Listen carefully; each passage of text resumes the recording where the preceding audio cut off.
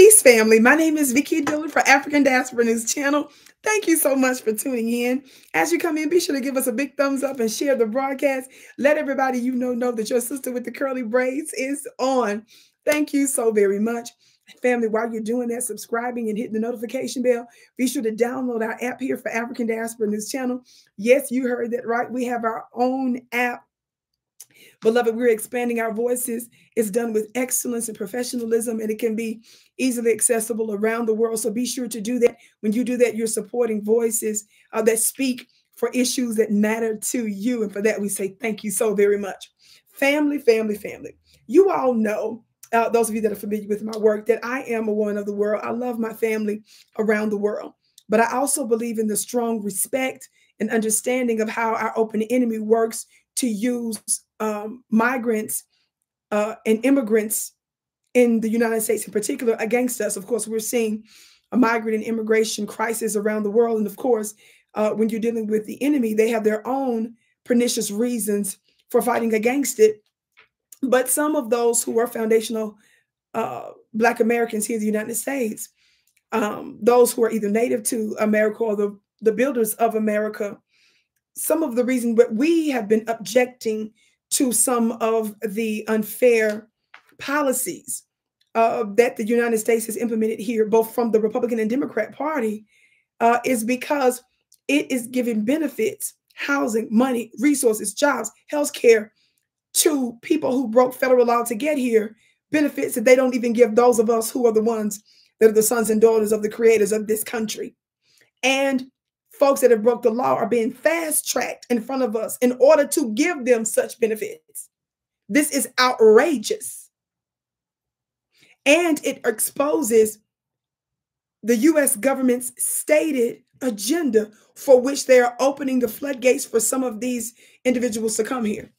Now, in a latest article that came across my desk, several articles actually, I saw some others, but this particular one, headline, written by this Melissa Cohen. Listen, migrants in Mexico say they want Biden to win re-election as they fear Trump would not let them in to U.S.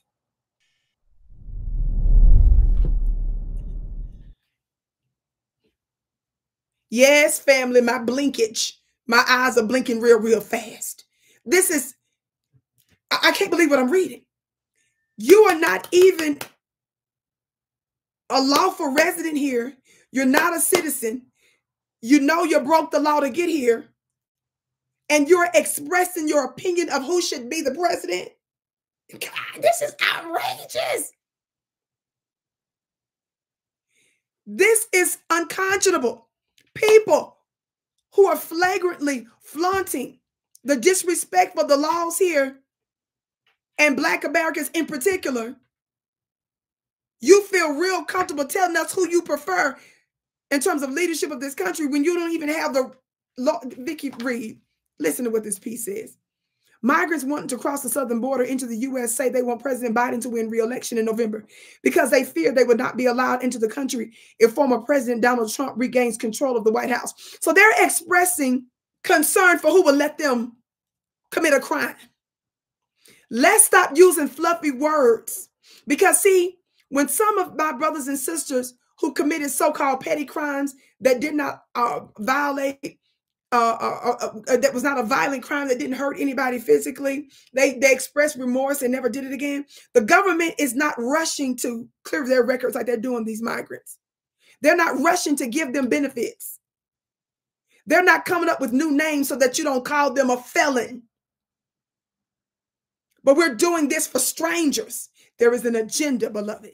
Quote, if it's Trump, it doesn't matter how much I work or want to work. They won't let me in, pipe fitter Richard Betancourt, 46, told the Free Press as he and hundreds of others wait to cross the border at a makeshift encampment in Matamoros, Mexico. So you in Mexico. How many of y'all ever seen someone who's getting ready to commit a crime show their faces on camera or be willing to talk to a reporter? God, this is outrageous.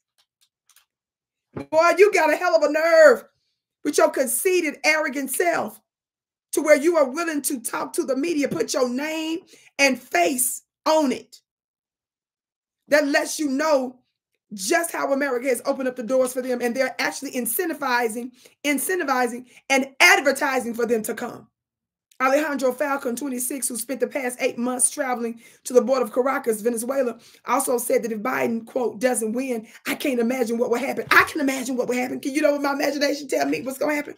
You go where you go back home to Venezuela. I can imagine it. I can imagine you're going to be all right.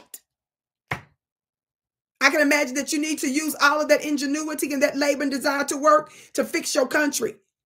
Venezuela is dealing with unjust sanctions and a whole bunch of other imperialist actions from America and some of her other Western counterparts. Why don't you work on fixing that, beloved, so that the generation after you don't have to get on camera to express how you're getting ready to break the law and tell us your preference for president?